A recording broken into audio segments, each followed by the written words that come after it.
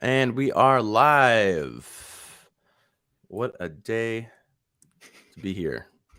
Good morning, everyone. I hope you're having a wonderful day. It's Friday, May 20th, 2022. And this week we're talking all about Apple Watch. The new software is coming. WWDC is fast approaching.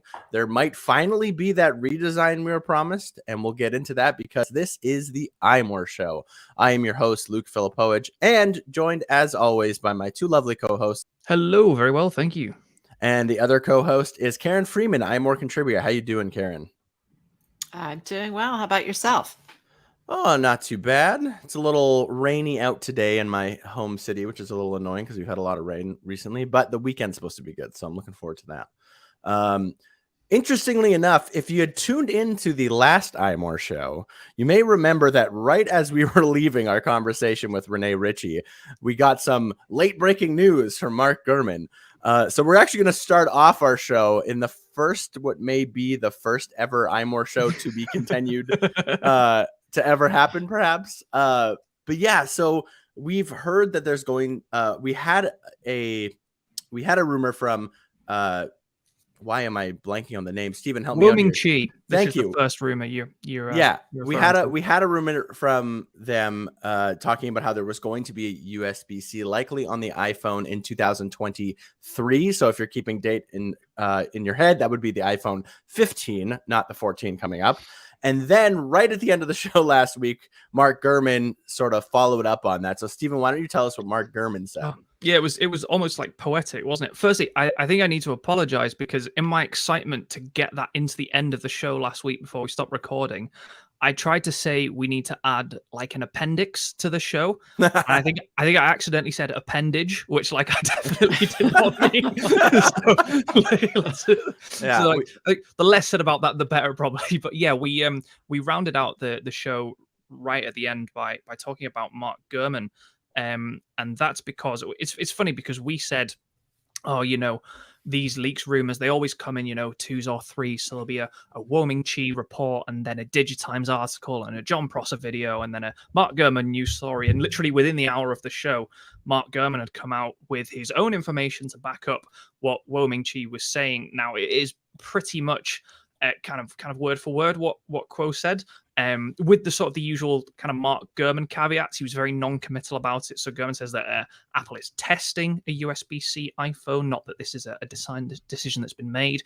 And he gave a similar date to Quo, but he said the 2023, the iPhone 15 at the earliest. So it is possible that this is something that's further down the line, certainly from Mark Gurman's report. But yeah, this is now, you've got two heavyweights, arguably the heaviest weight Apple insiders in terms of future plans and products and designs and changes and this and that.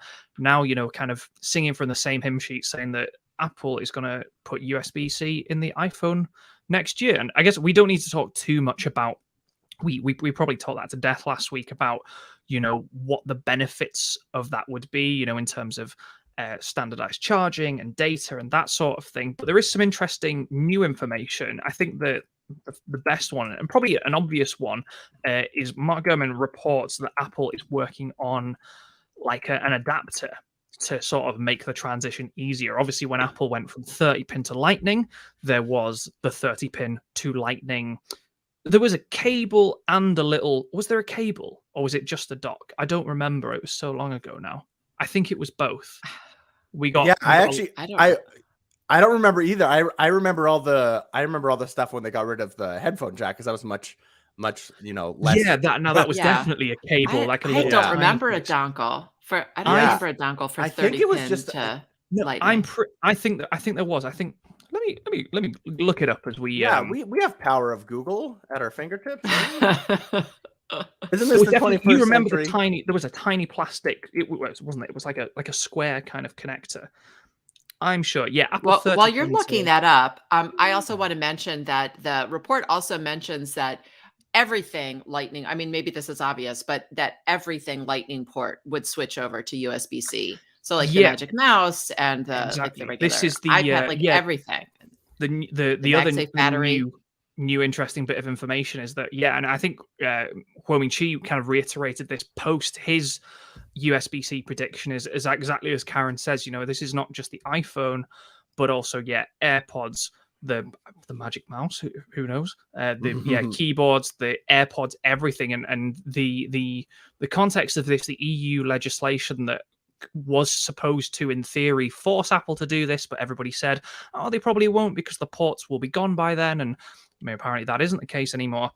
It pertains to all small, medium-sized gadgets, including headphones and all that sort of thing. So, and certainly I think if Apple were to pull the plug, no pun intended, on Lightning in the iPhone, moving everything at the same time in kind of one big fell swoop sort of makes a lot of sense. So yes, that's totally the two. Sense. Yeah, the Mark Gurman is mostly kind of backing up what we talked about last week, but yeah, the two key bits of new information, also backed up by after Mark Gurman backed up him, is USB-C accessories, the family, and some sort of adapter to make the transition easier or to soften their blow. There was a Lightning to 30-pin cable.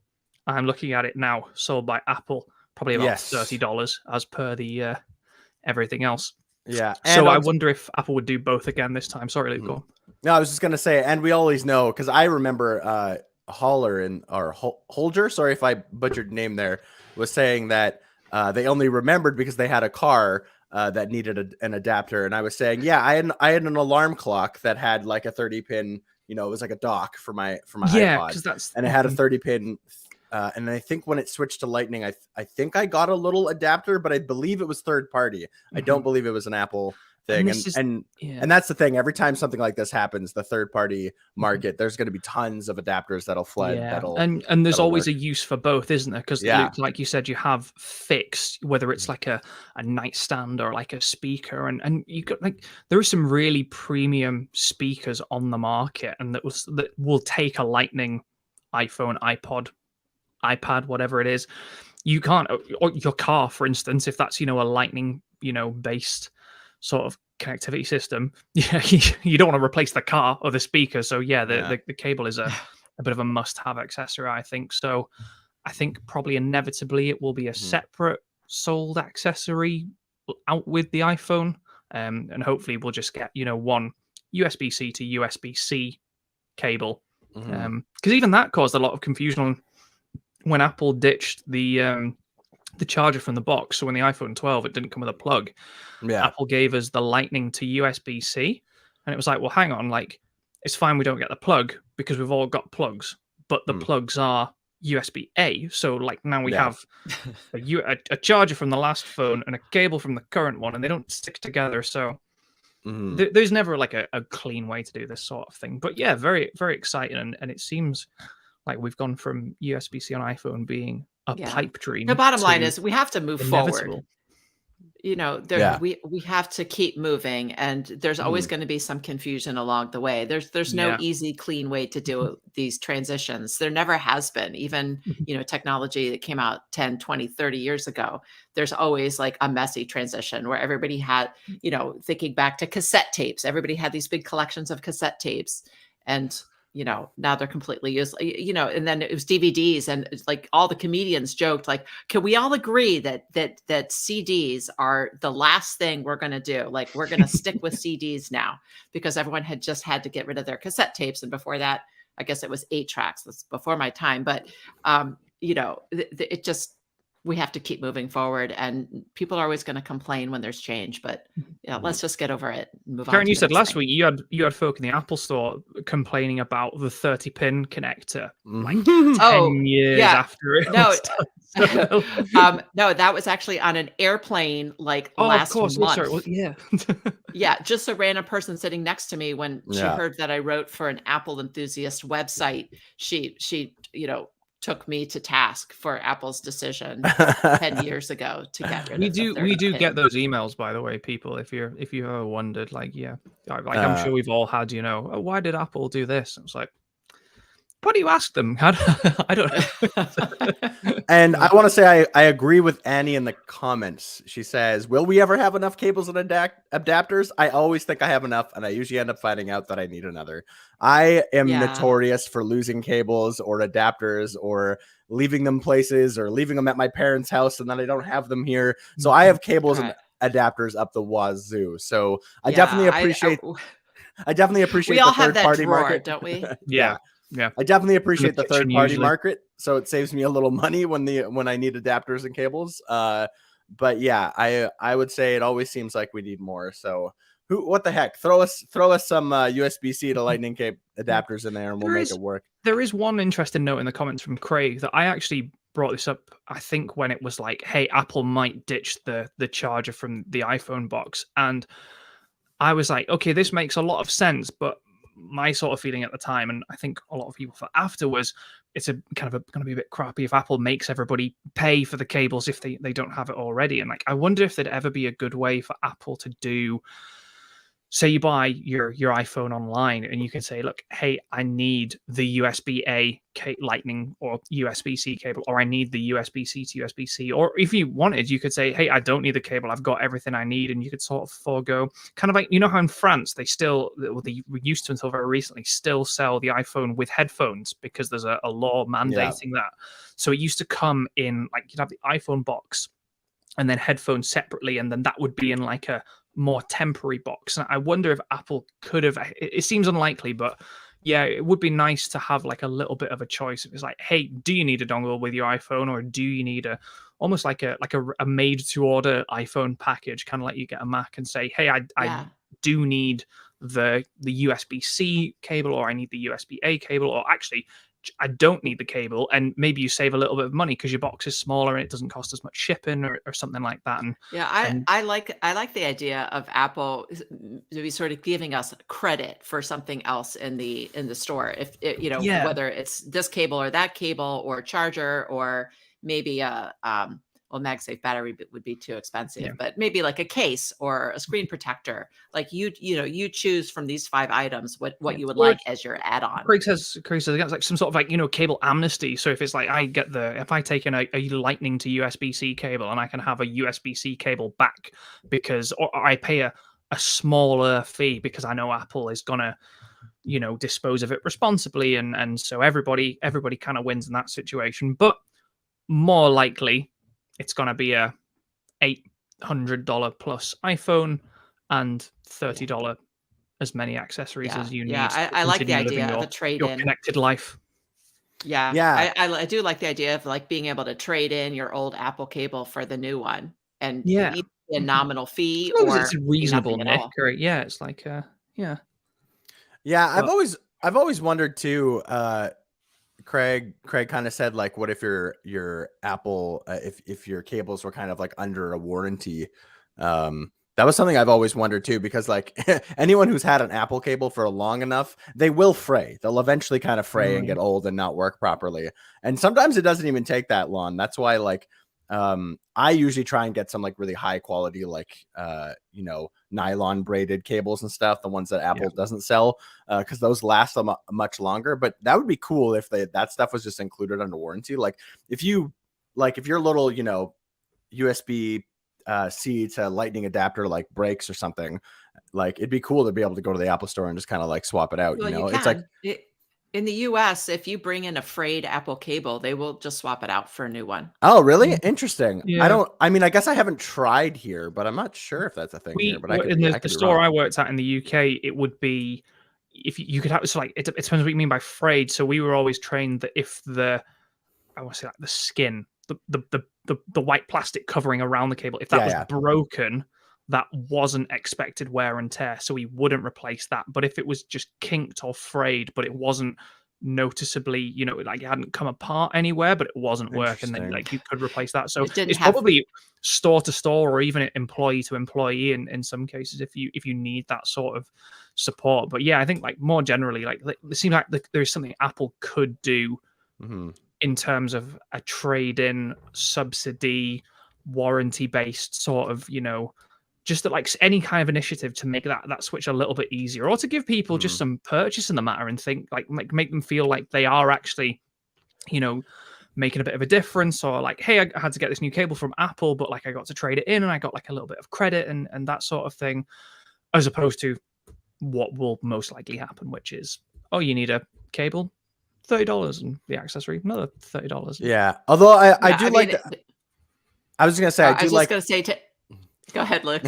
Sorry, Karen. I was just gonna say I do like that. Like at least it sounds like they're going to include. Like it might only be for a year. Who knows? Maybe it'll be 2.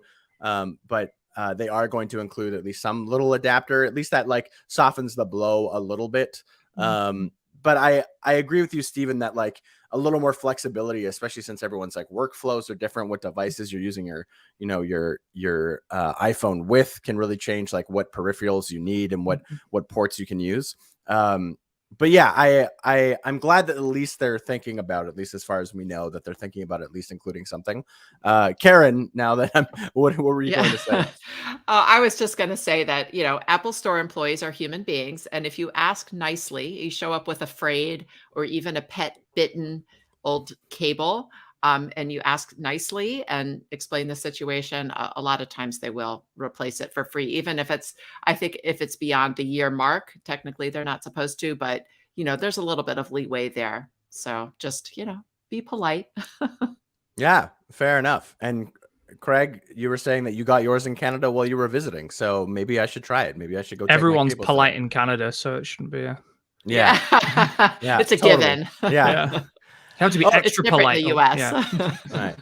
Right. Moving on to like another iPhone rumor, actually specifically to iOS 16, is that apparently we could see some fresh apps. I'm putting it in quotes because that's what's up there as well. Yeah, so we're potentially going to get some sort of, I don't the rumor was kind of nebulous, wasn't it, Stephen? Yeah, it's really, so this is, Mark Gurman says that there'll be fresh iOS apps in iOS 16, presumably for the iPhone, possibly the iPad as well, who knows. The problem is we didn't get any sort of, there's nothing beyond that as to say what those apps might be. The other thing Mark did say was that it could be, so it's fresh in terms of new apps that we don't have currently and we've never seen before, but also improvements to existing ones, which is all bases covered basically. So yes, I don't know if there's any apps you guys think could do with a bit of a refresh. I mean, I think of some. I feel like the word fresh to me means new. So it's either going to be like completely revamped, like taking the old apps and completely revamping them from the ground up, or it's going to be completely new apps, not just little tweaks, I would think. And we still don't have a calculator on iPad. This is maybe one of those fresh apps that we might I mean, the rumor specifically said iOS 16, and we know that iPad has, broken off into iPadOS, so perhaps it's not thinking that, but like just throw the calculator on there. Why not? I wouldn't use the word fresh for that. I would use the term, long overdue, perhaps. Yeah, maybe the opposite of fresh, rotten apps, new rotten apps on your iPad OS. I would love a fresh podcasts app because that could use a refresh for sure. I don't like using the third party like podcast apps. I'm just not that bothered. But so I've sort of like stuck myself with the Apple one, and it's okay, but I find it really kind of cumbersome in terms of cross play. So like if you pick up a podcast on an iPad that you would listen to on the iPhone or on the Mac or on the HomePod, that is all very fragmented and never really seems to be kind of synced up. Even like playing podcasts in chronological order is like sometimes like my playlist will revert to like reverse chronological order for no reason, and there doesn't ever seem to be a way out of it aside from like clearing the whole queue and then like redoing it again. I don't know. I've always found the podcast app to be like a little bit pants. I think there was actually Apple started letting people review their own apps quite recently, and podcasts was one that really got sandbagged by a lot of people. It had like a 1.7 out of 5 rating and stuff like that. So Apple, if you're listening this time, podcasts definitely needs a little bit of a bump. But I can't think of any. Go on, Karen. The calendar app. How about the calendar app? It's terrible. Yeah. I can't. I have not used the. I use almost all Apple apps. Like if there's an Apple app, I generally use that and not a third party app. But I have not used the Apple Calendar app ever. I can't stand it.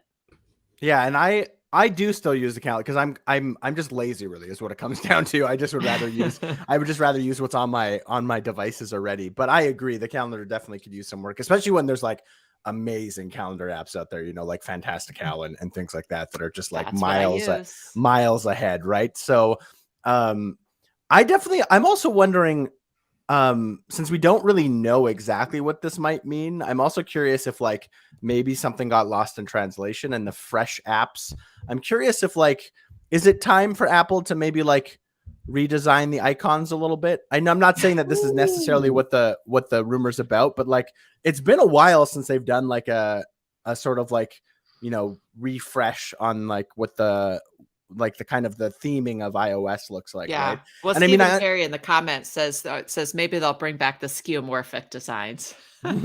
Yeah, maybe. I don't think so. It was around like what? It was like iOS 7 that they kind of went to this more flatter design, and then some icons have changed here and there. Like the App Store is now just the A instead of the A in the circle, like it used to be, and things like that. But I am curious if like, could iOS 16 come in and kind of freshen up the home screen a little bit? I mean, obviously we've talked about this before, but we all kind of want more customization, and there is some now, and you can even like it takes a long time to do it, but you can switch all your apps out for like pictures or icons that you kind of find on whatever you want if you go through shortcuts and automations. But I'm curious if like there'll be maybe Apple's looking to sort of refresh, because it has been quite a while since they've done like a big refresh of of kind of how the whole iOS looks. So that'd be interesting. That'd be interesting if that's what this turns out to be. Obviously, it sounds like it's specifically talking about apps, but you never know. With rumors, things get lost in translation, or leaks. Leaks maybe don't always make sense. So it'll be interesting to see what comes out. But before we continue, let's have Steven tell us about a sponsor of ours. Thank you very much, Luke. The iMore show this week is brought to you again by Alto. Do you have an account with Coinbase, or are you thinking of opening one? Do you own any Bitcoin, Ethereum, Cardano, or other cryptocurrency? Cryptocurrency might represent the future of money, and it's one of the most exciting investment opportunities to come around for some time. But what about taxes? You might already be investing in cryptocurrency, but did you know you can trade Bitcoin, Ethereum, and over 80 other cryptocurrencies in a tax-advantaged IRA? With an Alto Crypto IRA, you can trade Bitcoin and avoid or defer taxes. Get into investing in crypto and doing it in a tax-advantaged retirement account. Alto's Crypto IRA is the easy way to get crypto into an IRA. You can trade all you want without the tax headache, create an account in just a few minutes, and invest with as little as $10. It has industry-leading security and multiple ways to fund your account. Ready to take your investments to the next level? Diversify like the pros and trade without tax headaches. Open an Alto Crypto IRA with as little as just $10. Just go to altoira.com/iMore. That's altoira.com/iMore. Start investing in cryptocurrency today. Go to altoira.com/iMore. Thank you, Stephen. And thank you, Alto, for sponsoring the iMore show.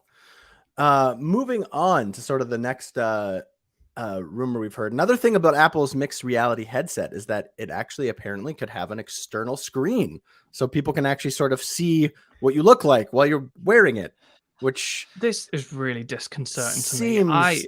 Crazy. Yuck. This is very strange. So if you don't know, this is from a very extensive and noteworthy report from The Information this week. It's actually in two parts. The second part came out just today from Wayne Marr, I believe. Sorry if I've got that wrong. But so this is about the Apple VR headset, which Apple has had seemingly in the works for a bunch of years. Told a ton of things about the development cycle, one of which the headset was supposed to come out in 2019, so 3 years ago. Wow. The early prototypes ran Windows, the very earliest ones. One of them was so heavy it had to be suspended by a crane so that you could wear it without having like your neck, like your head come off your shoulders or whatever, which is pretty funny. Seems practical. But yeah, this is to address so Johnny Ive, while he was still at Apple, and even though he's left Apple, is still through his design consultancy very involved in putting together the headset. Ive's biggest concern, and his team and some of the executives, were that wearing a VR headset makes you very cut off from the world. So if you think about it, you've got your VR headset on and some headphones, nobody can see what you're looking at or your facial expressions, and you can't hear them, you can't see them.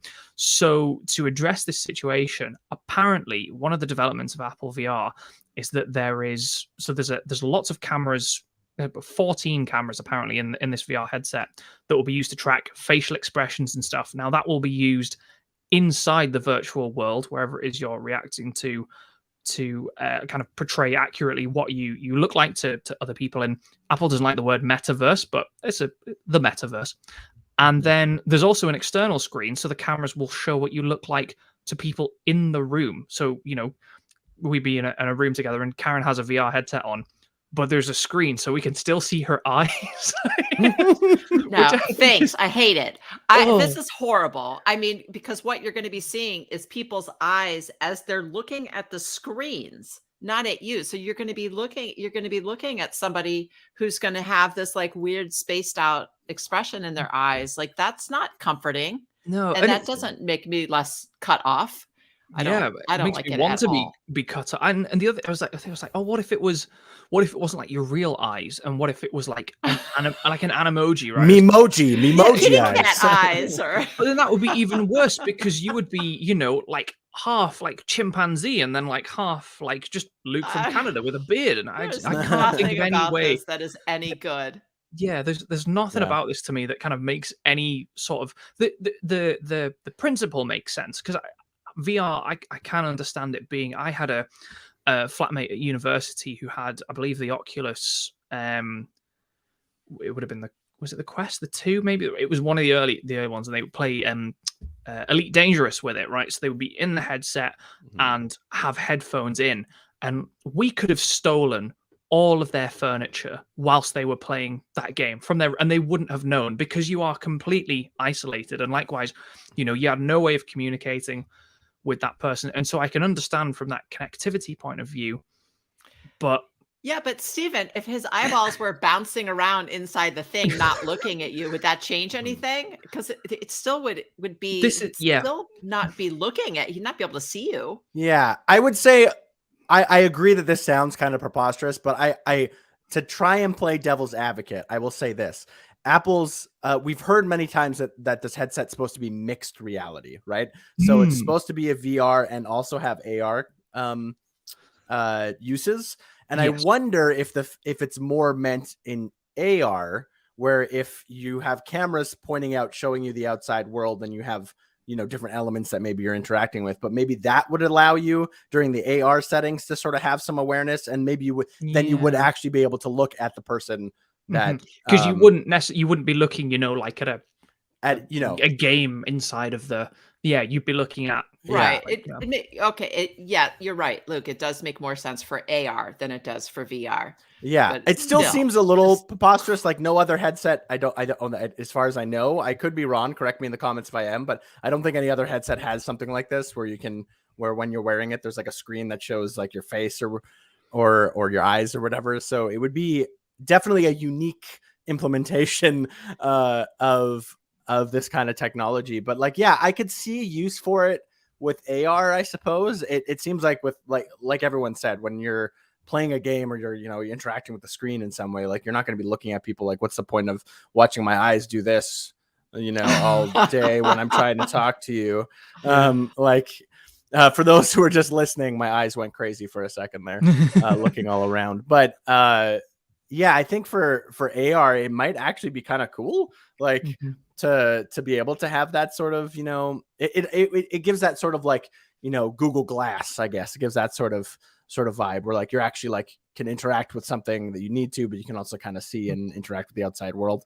So I can see how it could be implemented in a unique and interesting way, but it sounds preposterous off the get-go, especially since it sounds like it's also going to happen during VR, and that just sounds weird. So I don't know. The external display could have other uses too. So let's say, Luke, you were playing an arcade game in the metaverse. You could have your high score on the thing, so we were just watch as you play, scrolling across. Yeah. And then eventually it will become commercialized, and maybe people could buy advertising space on your face, so that while you have your VR headset on, Maybe Auto IRA. There's a cryptocurrency, something like that.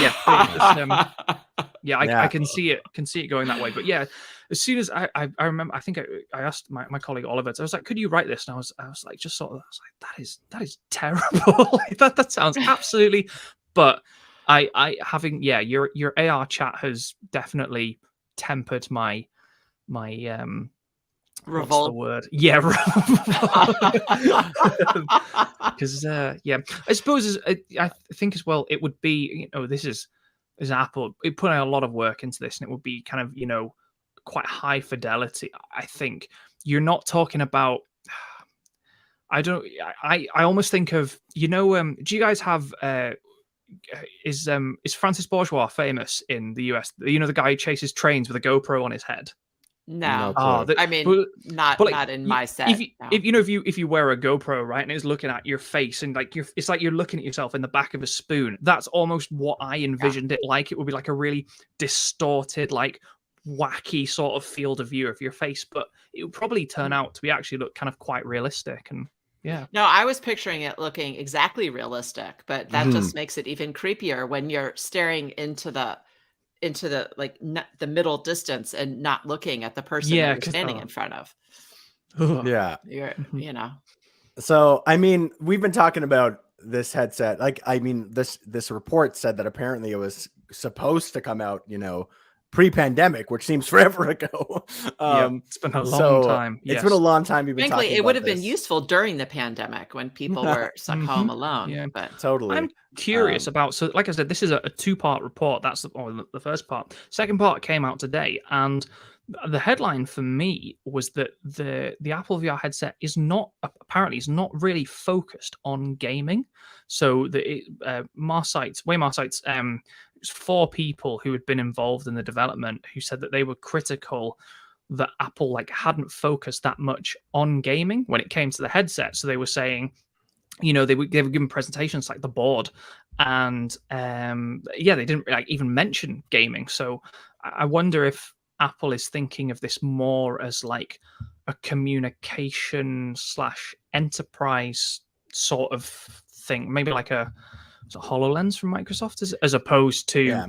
the Oculus Quest or whatever. So yeah, I thought that was really interesting. Yeah, what's interesting about that is it's kind of contradictory a little bit to what we've heard before. We heard that gaming was going to be one of the focuses, right? So it was going to be communication and gaming, I believe, was sort of the two big focuses we had heard in previous leaks / rumors. Yeah. So it just goes to show, until we actually see what it is, and we'll never really know. It's fun to speculate. It's fun to guess. Maybe it'll have a screen in it. Maybe it won't. One thing that we do know is that, or I shouldn't say we know. One thing that we suspect is that the price will be quite high, incredibly high.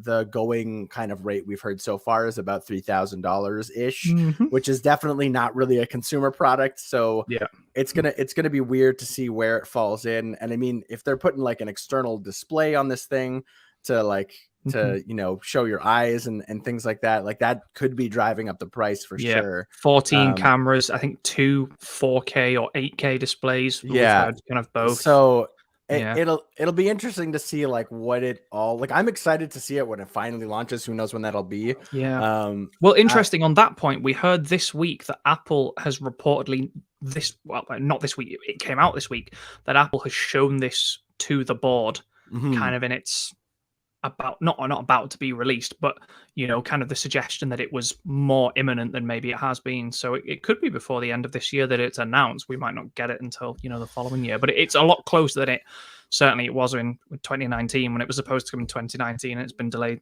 3 years and a bit. So yeah, totally. So it'll be interesting to see what comes of it, and what is its focus. Is it more VR oriented? Is it more AR oriented? Is it even is it even aimed at consumers at all? It's hard to tell what it's really going to be. I mean, the price the rumored price definitely doesn't seem like it's going to appeal to too many people. But we'll have to see exactly what it's going to be like when it comes out. Moving on, one thing that happened this week, some news rather than a rumor, we'll switch gears a little bit here, is that Apple released it showed off its upcoming accessibility features that are coming to iPhone and Apple Watch.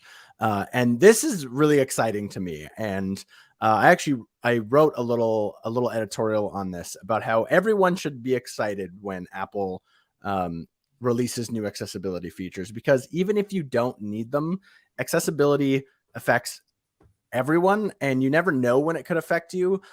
It was years ago. I broke a finger on one of my hands, and I had a lot of trouble typing on my Mac and like using my iPhone like I used to every day. And I hadn't experienced that before, but there are people who live with disabilities and have that kind of trouble to interact with their devices, and they need features like this. And you never really know when it's, something, heaven forbid, something happens to you or someone, and all of a sudden you're using your everyday technology very differently.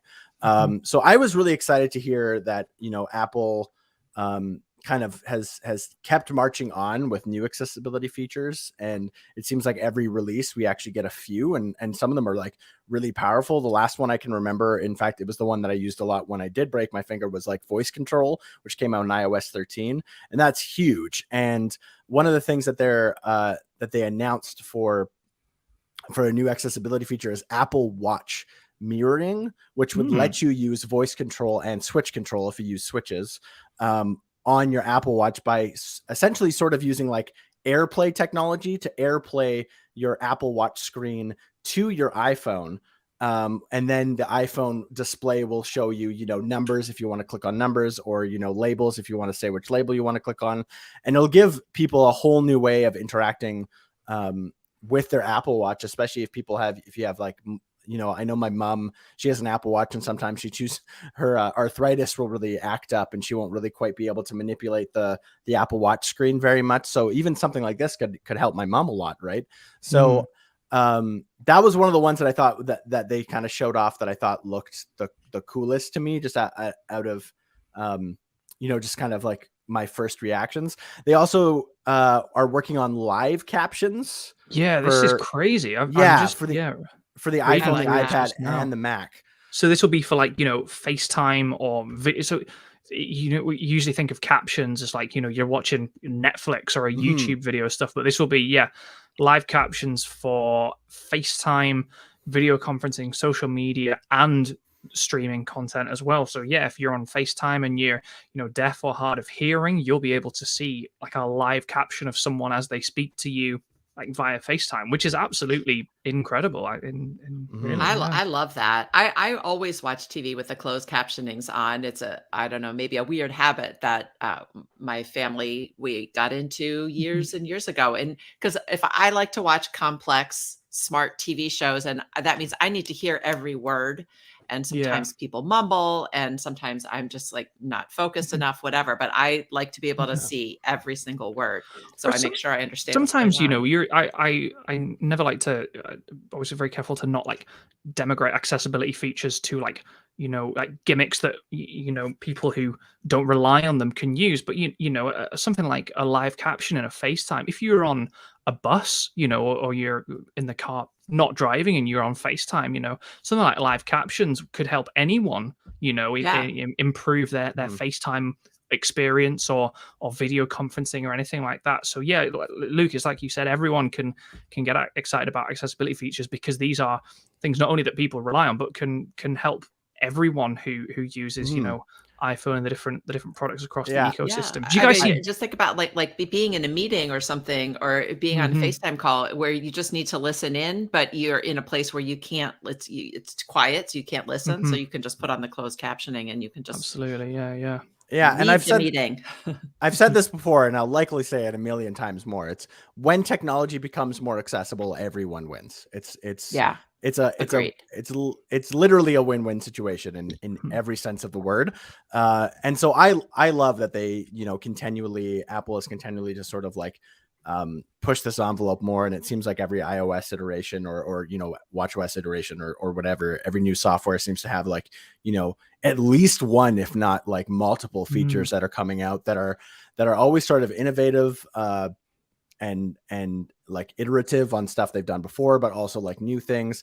One of the other features they did show was door detection. Yeah, this is also really cool. Yeah, which will help people who are blind or have low vision to sort of navigate the last few feet when they're close to a door. Which this is cool because it's one of those things where, you know, they put LiDAR in the iPad and the iPhone, and a lot of folk were like, oh, well, what's the point? Like, how does that benefit me? And we've not really seen any sort of, you know, breakthrough kind of use cases for it. But this is one where, yeah, Luke, like you said, you know, someone who is, blind or vision impaired or has low vision, it might be relatively straightforward to walk from your house to a post office or the bakeries, I think is the example in the news release. But when you get there, you know, is the door open? Is it closed? Is it locked? Do you need to push? Do you need to pull? Do you need to turn the handle? Does the door slide? The door detection with the LiDAR can, you know, hopefully help take care of kind of all of that. So yeah, that's really, really cool. Yeah, Phone Pup in the comments was saying, I wonder what level of hardware is required for live captions. And they didn't say, I believe. They did. Yep. Well, so this is from Apple. Live caps will be available in beta later this year in English. Now, it's just the US and now it says US and Canada, so I don't know if that means US and Canadian English or in the geographic locations of US and Canada. Our English is the same. Fair enough then. I mean, we have extra U's. yeah. So it's iPhone 11 and later. Okay. iPad models with the A12 Bionic and later. Luke, you might know better than I do what that encompasses. And Macs with Apple Silicon. So the new MacBook Pro, the iMac with Apple Silicon, the Mac Studio, and the old M1 MacBook Air Pro and Mac Mini, but not Intel Macs. Yes. So A12 Bionic, what's that? That's for the iPad. Do we know what that is off the top of my head? I can't off the I want to say that's actually a while ago, I think, like maybe 2 years of iPads, perhaps. It's been a while since I've had fifth generation iPad Mini. Yeah. Third generation iPad Air. Yeah. 8th generation regular iPad. There we go. And obviously the Pro and everything beyond that, but that would be the base, so about two iPad cycles generations ago, which is really cool. Like you said, the A12 Bionic. Apple Watch mirroring is Series 6 or later. And the door detection thing we just discussed, because it uses LiDAR, is a bit more recent. So that's your iPhone 12 and 13 models, and the 12-inch iPad, both this generation and the previous one. So a little bit less in terms of, you know, proliferation, just because LiDAR is a much newer and a bit more expensive in terms of technology. But yeah, A12 Bionic for iPad and live captions is really cool. Totally. And before we move on, let's hear from another sponsor. Karen? Yes. Have you ever hit a technical snafu shopping online? Has filling out payment fields given you a headache? Has a mobile banking app even been down when you wanted to use it? Capital One believes everyone deserves better banking. This means easier access to their money and more security. That's why Capital One is investing in machine learning. Machine learning allows Capital One to do things like fight fraud with random forests. Models quickly detect suspicious activity and make it faster to alert federal investigators. Identify how app outages happen with causal models. Keeping our mobile app up and running doesn't happen by accident. Anomaly detection and incident response help determine why app outages happen so engineers can quickly remedy them. Speed up online shopping with machine learning at the edge. Make shopping with virtual card numbers smoother and more secure. This technology is based on logistic regression models and running inference in the browser. It identifies payment fields, which helps make using virtual card numbers easier and faster. The potential of machine learning is so big. See how Capital One is using machine learning to create the future of banking. Search machine learning at Capital One. Capital One, what's in your wallet? Thank you, Karen. And thank you, Capital One, for sponsoring the iMore show. We're going to finish up the show with a lot of Apple Watch talk, and specifically some watchOS 9 talk. So apparently a report from Gurman is telling us that watchOS 9 should be a significant update Yeah, which just doesn't say how. Exactly. It's one of those nebulous rumors we've heard on not exactly knowing what the improvements will be. However, I know that watchOS 7 and watchOS 8 have widely been criticized for being maybe perhaps a little absolutely panned. Not panned, but more just criticized for not maybe necessarily bringing the newest or tons of new features. There's always been a couple, some that I've really liked, some that I don't use all that often. But it's interesting to hear that watchOS 9 might be the big one, perhaps. The joy of it being a nebulous rumor is we can talk about absolutely anything. Like it's completely open season on what that might mean because we have literally zero guidance. So and this also accompanies the rumor. We'll wrap this into one, is that you may remember last year there was a lot of talk about the Series 7 coming out with a new form, a new design, kind of an update that way, and then it never did happen. And some people were a little disappointed, got a little carried away in the hype. I'm including myself in that category. But it sounds like we might actually be getting that redesign now with the Series 8, as we assume it will be called. This is the Apple Watch that cost John Prosser his eyebrows. If you're struggling to pinpoint why, yeah. In case you need a reminder of that. Yeah, it's back. The whole Square Series watch is back. The curious thing about this year, we only got one Apple Watch last year, the Series 7. Yeah. But we've been hearing about like an Apple Watch Explorer edition. So some kind of more rugged and durable watch for people who like to do lots of outdoor activities, hiking, trail running, mountain biking, swimming, that sort of thing. And possibly also a new Apple Watch SE, which I think, Luke, you're a big fan of. So there's possibly 3 new Apple Watch models in the pipeline this year. So our chances have presumably increased threefold that this watch is one of the watches we are expecting. Might not be the flagship Series 8, which will be the most premium model, but it could well be the rugged one. I think that makes sense given that it's a more squared off design. It looks a little bit chunkier and a little bit, more rugged. So yeah, do you like the series? Do you guys like the Square watch? Because I don't know. I do, but I don't picture that being the rugged one. If they're going to do a rugged, I'm picturing it looking more like a Garmin or something, like thicker and more plastic. Yeah. And it's hard with bigger, the design ones. We don't get any insight on kind of materials. Like we're literally talking, kind of shape and dimensions. So yeah, you would expect a rugged watch to be probably not like the aluminium or the stainless steel, maybe. So it's hard to tell. But yeah, the Square watch is back. I think given what happened last year, take this with a healthy grain of salt. It matches the design language of the current iPhones. This is true.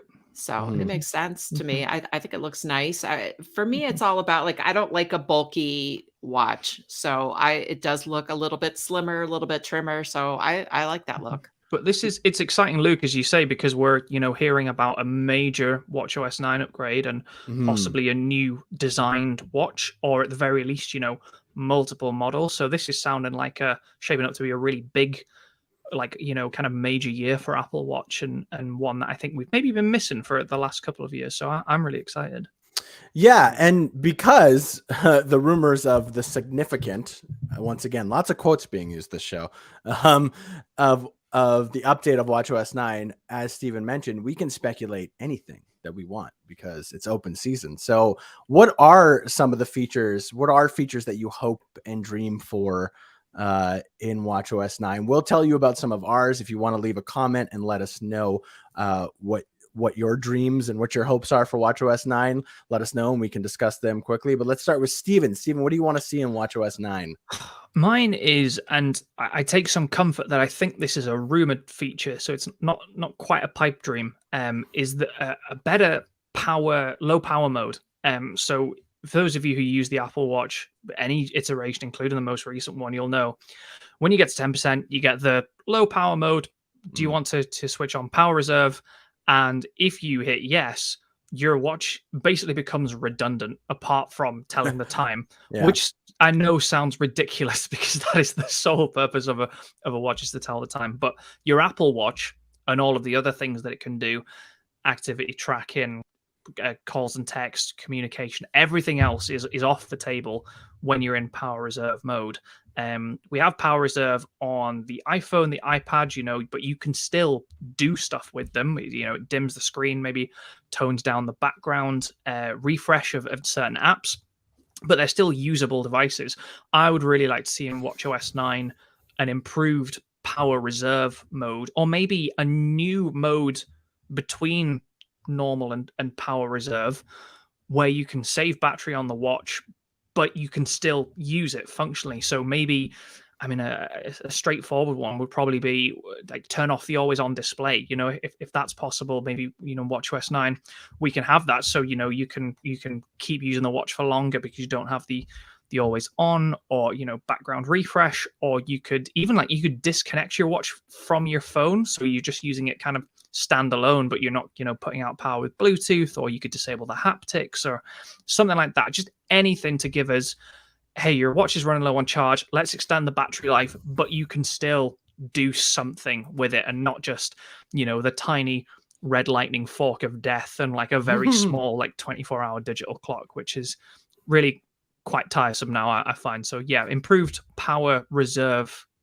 on off low power mode for me on watchOS 9. Yeah, I please. think that's a good idea. And I think it would be really cool if you could even customize your low power mode. Like for Yeah. me, since I like to track my activity, like that's something that I would want to keep on. And I'm willing to use a little more battery to do that. Mhm. But I'm happy to turn off like, the weather app and the haptics and, all that kind of stuff. So Yeah. that would be a cool option. Yeah, and I mean anything, I wouldn't say I complain all that much about the Apple Watch battery life, because it is what it is, and I think you can make it work. You need to find that little window for you that works within those 20 to 24 hours or 30 hours that you get out of it, kind of. On an average use, it can be more or less depending on how you use it, but anything that sort of extends that a little bit, because like a pipeline dream of mine, and this isn't my answer for this, but a pipeline dream of mine is to just have a very big increase to the Apple Watch, but that would probably require a battery life, but that would probably require a much bigger battery, and then that gets into a whole other discussion. But if the low power mode can even help push that battery life just a little extra, that would be great. Karen, what about you? What's your hopes and dreams for watchOS 9? So mine is pretty simple, and that is just better exercise detection, because sometimes I forget to put my watch in workout mode when I start a workout. And if for some reason, when I'm walking, it will auto detect it, and it will ask, looks like you're working out. Would you like to start a workout? And I could say yes. But for some reason, if I'm using the elliptical machine, which I think I'm working out harder on the elliptical machine than I am when I'm walking, it never, ever detects. I mean, I've gotten halfway, half an hour in, and it does not detect that I'm working out. I'm dripping with sweat and breathing, and it's not I don't know. I would like to see that improve. So Even just because request. when you, like you said, that I find the walking one really good as well. And my favorite thing is it's you'll be walking, it's like, oh hey, it looks like you're going for an outdoor walk. Oh crap, I forgot to put my watch on. And it does it, and you're already 13 minutes into your workout or something, because it's been tracking you and you the get whole that time. 13 minutes of credit. Exactly. And credit. I love even that. with something, if it doesn't know, say maybe that's the problem, is the watch is like, oh, Karen's doing something, but we don't know what it is. If you just got a prompt, it's like, it's not like, are you doing an outdoor walk, or are you on the elliptical machine? It's just, are you working out? And then you can press yes, and that's the reminder to be like, oh, go and select the workout I need. Totally. It seems like a big ask for the watch to be able to detect everything without the prompt. But if it was like, oh, your heart rate is elevated, is everything okay? Are you doing a workout? And you're like, oh yeah, I forgot to put my watch on. Yeah, I no, totally I don't agree. expect it to detect the specific workout I'm doing, just the fact that I am working out. But there's nothing worse than forgetting to put your. There's my two biggest pet peeves of using the watch right there are taking my watch for the gym and it doesn't have any battery, or doing my workout and forgetting to record it. And if you didn't record your workout on your Apple Watch, did you even do it? This is the the problem. Right. I know. Yeah. I know. Like If a my tree husband's falls in always the trying to forest. convince me that it doesn't matter if my watch detects it or not. I still did the workout, but I'm still like, Yeah. no. But Gotta I close got a those bunch of rings. I know. So I got a bunch of answers on, I put the questions out on social media and I got some answers on Twitter and Instagram if you guys want to hear Let's what do it. Yeah, other totally. people. Let us know what the people say. Yes. So the people say FaceTime camera and body Ooh. temperature sensor. Body temperature So is a good I don't know one. how I you- think Yeah. that is a Yeah. rumored one they're working on, but I think it's quite hard to get that would have right to be 'cause it's- hardware. Yes, this is the thing. FaceTime. I mean, you can do view. There's a viewfinder, isn't there, on the watch or is it just for There- the camera? I No, don't there's like think a remote. there's Yeah, any it's there's kind just of the camera remote on shutter, the- yeah, isn't there's it? a Not remote shutter for the camera. Yeah, but that's about Right. it. Right. Hmm. No, Yeah, I- the FaceTime's a good one. that would have to be a whole revamp. And that brings up a whole host of issues too, because it's very easy to surreptitiously videotape, not video, video record Mm. people if you can do it on your watch. And that it just Yeah, brings that up is a whole true. host of privacy issues and Sure. Plus, things like that. they So might I- have to put a iffy on notch that on the one. Apple Watch. Which Oh no. oh gosh. Not a notch.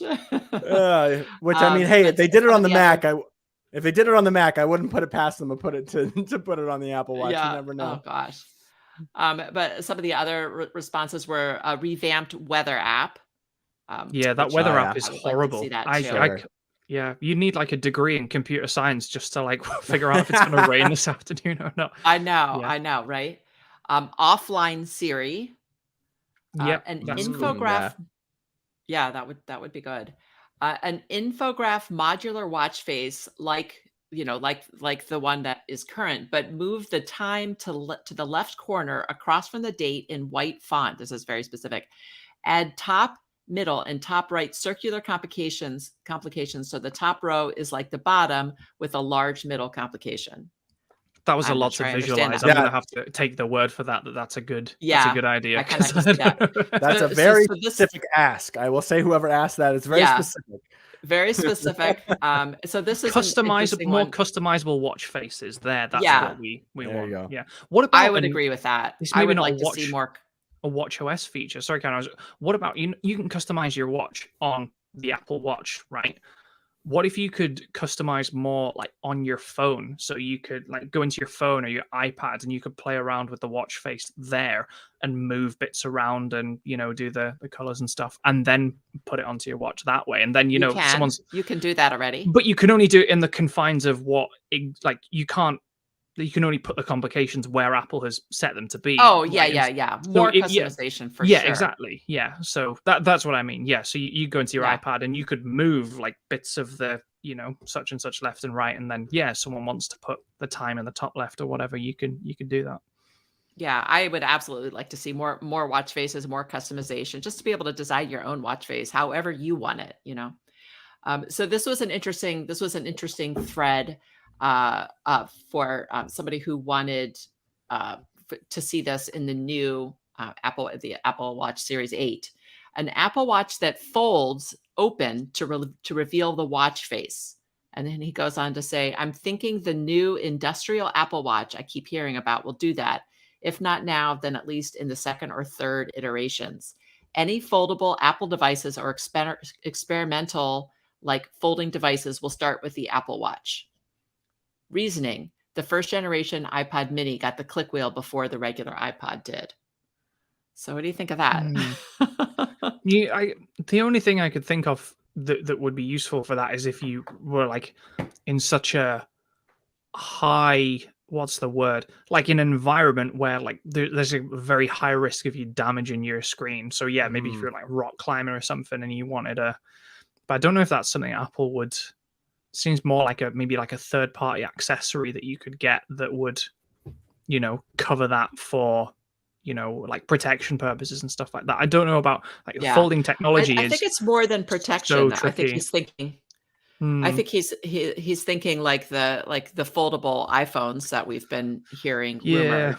Like maybe but it's it would so be hard. I think that would be so hard to pack it because it's such a small device to begin with. I don't know if that's feasible in terms of like like the form factor to get anything like that to work. Yeah. Maybe one day. It's an interesting. Maybe concept. one it's day, far in the interesting. future. I can't. I Luke, don't what see was- it personally, but Yeah. it's an interesting. Luke, what was thought. your feature, Luke?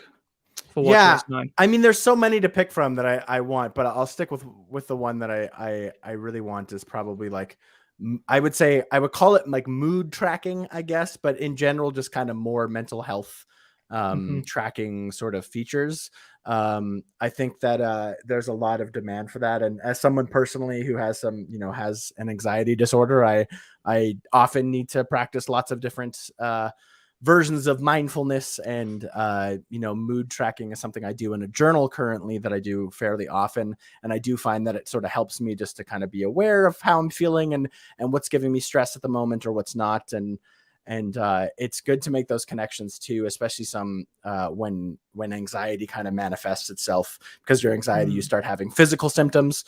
It's good to be able to like look back and be able to like be like, oh, I was feeling really anxious about this day, and I had this symptom, and I can kind of make the correlation, and it can really help in the long term if you're tracking your mental, if you're doing any sort of something like this, it can really help sort of narrow down like your symptoms and kind of what's causing them, and if you're working with a healthcare provider to whether it's for medication or just other therapy or anything like that, it can really help kind of like dig into that more and help you kind of with your like mental health journey, which is something I feel like we're all on, but I'm constantly on. And so I think that's my big thing is I would love to see some sort of, and it could start off really simple. I don't know if it needs to be insanely advanced. It could just be something like, how are you feeling today? And maybe like a good, bad, or like somewhat, or something like that. It could start off really simple just to see how people do, or to and see it could be see how really it goes, but it could be really straight, because there's a lot of like physical parameters, but like stuff that it already measures or could measure, like